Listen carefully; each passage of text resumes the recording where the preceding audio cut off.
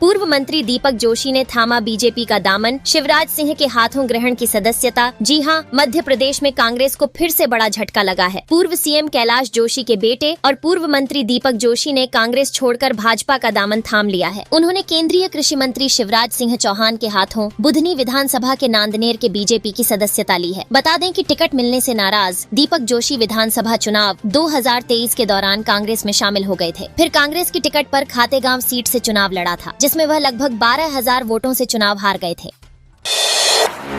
पटाखेदार silencer लगाकर सड़कों पर घूमते दिखे तो खैर नहीं, इंदौर पुलिस ने 500 साइलेंसरों पर चलाया बुलडोजर। बता दें, मध्य प्रदेश के आर्थिक शहर इंदौर में अब पटाखेदार साइलेंसरों वाली बाइकें चलाने वालों की खैर नहीं। शहर की यातायात पुलिस मोटर व्हीकल एक्ट का उल्लंघन करने वालों के खिलाफ एक्शन मोड में आ गई है। इसी कड़ी में गुरुवार को पुलिस ने हाल ही में जब्त किए 500 से ज्यादा बुलेट के साइलेंसरों को बुलडोजर से नष्ट किए हैं। ये साइलेंसर गोलियों जैसी तेज आवाज और बुलेट की गड़गड़ाहट पैदा करते थे, जिससे ध्वनि प्रदूषण की समस्या हो रही थी। ट्रैफिक पुलिस ने नियम तोड़ने वालों पर कार्रवाई करते हुए मौके पर ही इन बाइकों के साइलेंसर निकलवाए और उनके चालान भी काटे।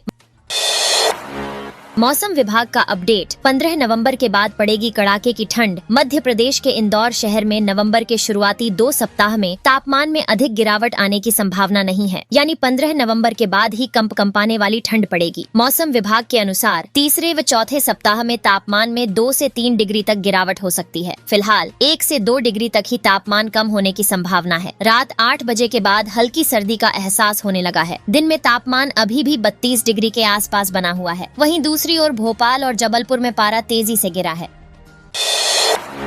पकड़े जाने के बाद चोर बोला, भगवान शिकायत नहीं करते, इसलिए मंदिरों में चोरी करता हूँ। बता दे, मध्य प्रदेश के सागर में मंदिरों की दानपेटी के साथ साथ भगवान के सोने चांदी के आभूषण चोरी करने वाले को चोर को पुलिस ने दबोच लिया है। पकड़े जाने के बाद पुलिस द्वारा की गई पूछताछ में चोर ने कहा कि भगवान थाने में शिकायत करने नहीं जाते और मंदिर समितियां भी चोर पकड़ने पर खास ध्यान नहीं देती, इसलिए मंदिर को निशाना बनाता है। वहीं चोर ने आगे ये भी कहा कि अगर वो किसी घर में चोरी करता है तो लोग थाने में शिकायत करते हैं। अगर वहाँ भी हम पकड़े न जाएं तो फरियादी कार्रवाई न होने पर एसपी तक से शिकायत करने पहुंच जाता है। फिर अपर लेवल से आदेश मिलने पर पुलिस गंभीरता लेकर कहीं न कहीं से दबोच ही लेती है। इन सब समस्याओं से बचने के लिए लोग अब सिर्फ मंदिरों को ही टारगेट बनाने लगा था।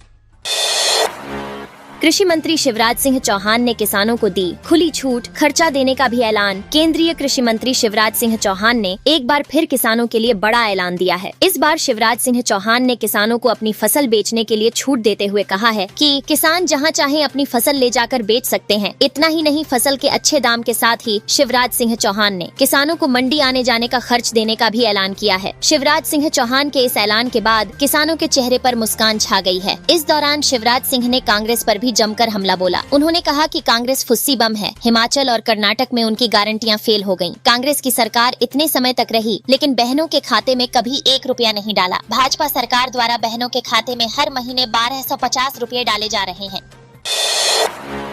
अब इंडी गठबंधन की बनेगी सरकार, सचिन पायलट बोले। सत्ता का दुरुपयोग कर रही है भाजपा। बता दे, कांग्रेस के वरिष्ठ नेता और राजस्थान के पूर्व उप मुख्यमंत्री सचिन पायलट ने बीजेपी जमकर निशाना साधा है। बता दे, अभी सचिन पायलट मध्य प्रदेश में रहकर विजयपुर चुनाव को लेकर कांग्रेस प्रत्याशी के पक्ष में प्रचार करते हुए विशाल जनसभा को संबोधित करेंगे। दरअसल विजयपुर चुनाव को लेकर उन्होंने भारतीय जनता पार्टी पर सत्ता का दुरुपयोग करने का आरोप लगाया है। उन्होंने कहा कि केंद्र सरकार एजेंसियों का दुरुपयोग कर रही है। उन्होंने आगे कहा कि जनता ये सब खुद देख रही है कि आखिर भाजपा किस तरह सत्ता का दुरुपयोग कर रही है। अब जनता खुद भाजपा को इसका जवाब देगी।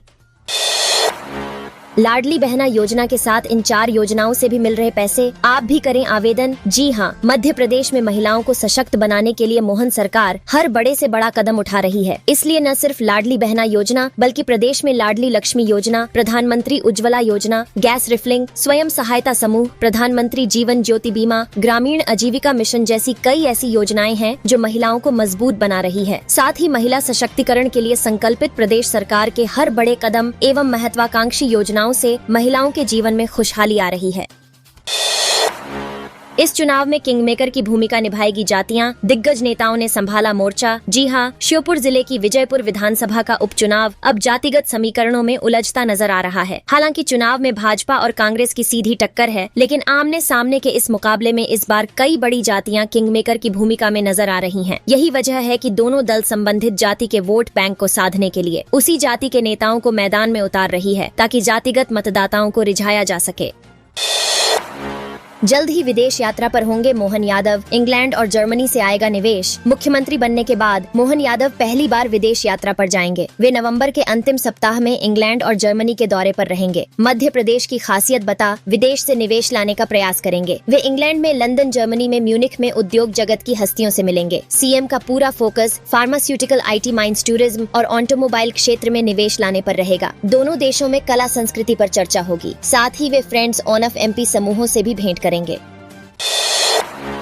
ब्रेन में सूजन, आंखों से दिखना कम, साध्वी प्रज्ञा की हालत हुई खराब। बता दें, मध्य प्रदेश की राजधानी भोपाल की पूर्व सांसद साध्वी प्रज्ञा सिंह ठाकुर के खिलाफ मुबंगी स्पेशल NIA कोर्ट ने जमानती वारंट जारी किया है, जिसको लेकर साध्वी प्रज्ञा ने सोशल मीडिया प्लेटफॉर्म X पर कांग्रेस को घेरते हुए लिखा है कि कांग्रेस का टॉर्चर सिर्फ ATS कस्टडी तक ही नहीं, मेरे जीवन भर के लिए मृत्युदायी कष्ट का कारण हो गए हैं। पूर्व सांसद साध्वी प्रज्ञा ने आगे लिखा कि ब्रेन में सूजन, आंखों से कम दिखना और कानों से कम सुनना, बोलने में असंतुलन, स्टेरॉयड और न्यूरो की दवाओं से पूरे शरीर में सूजन, एक हॉस्पिटल में उपचार चल रहा है, जिंदा रही तो कोर्ट अवश्य जाऊंगी।